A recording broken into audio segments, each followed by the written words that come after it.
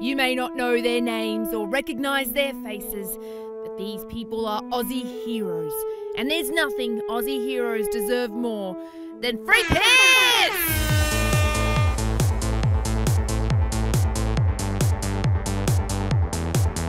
This dude for this dude has been thrown by Australia's ambassador to Ukraine, or as he's officially known, Mr. Huge Eurovision Tragic. I remember going to university parties, costumes, glitter, sequins, sparklers, the whole gambit. In this room is probably every single Australian in Kiev, most of whom crossed a hemisphere to back our boy Isaiah. Are they Aussie patriots coming all the way over here to Ukraine? Oh look, I think there's without a doubt in the annals of Eurovision history, the Australian fanatical fans, the militant fans, they definitely rank up there, don't they?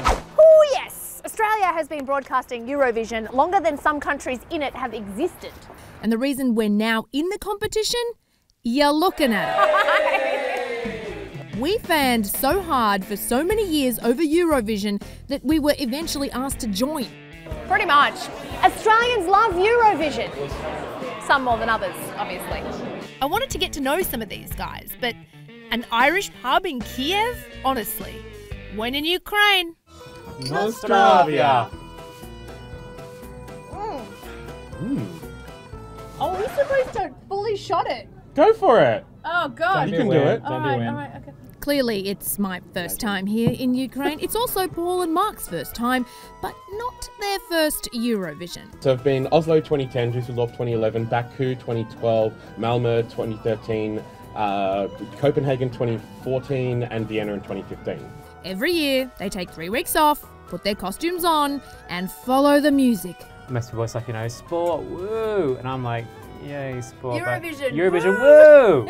It's the sport of music. It is. And like most sports, there's a team captain. Hey, good to meet you. Nice to meet you, Jan. Being the president of a fan club it's just a volunteer position. During the peak season of Eurovision, it's your life. This is Charlene's 6th Eurovision. So Moscow was my first Eurovision. Yes. And there was literally 3 Australians. How long ago was that? That was 2009. Okay, Yeah. and now? And now we're talking probably in the hundreds. She also coordinates with fans in Australia, often from an empty press centre because we're the only ones awake at ungodly hours. In the mornings, I've been one of the first every day. It's like a 6 a.m. wake-up call. But if you think that's Eurovision dedication, meet this guy. Hello, Liam. Hello, Jan. Good to meet you. Nice to meet you too. Why are you wrapped in the Estonian flag? I am the head of press and assistant commentator for Estonia at the Eurovision Song Contest. So Liam here from the small Victorian town of Wodonga is now in charge of public relations for the Estonian delegation. And he ended up at Eurovision because Eurovision. So you moved to Estonia after hearing Estonia's music in Eurovision? Yeah, I spent a year living there as an exchange student in 2011-2012. Right, and was Eurovision genuinely the catalyst for you to go? Yeah. Really? Yeah, absolutely. How good was their music? It's pretty good. I mean, give it a You listen. moved there? Yeah, right? Yeah. I love it. Australia is in Eurovision. You are draped in the Estonian flag. Where do your allegiances lie, Look, Liam? I spent 10 years hitching my bandwagon to Estonia, only for Australia to show up at the last second. The good thing is you can have multiple teams in this race, but I'm firmly on Team Estonia. You're on Team Estonia! I'm Team Estonia.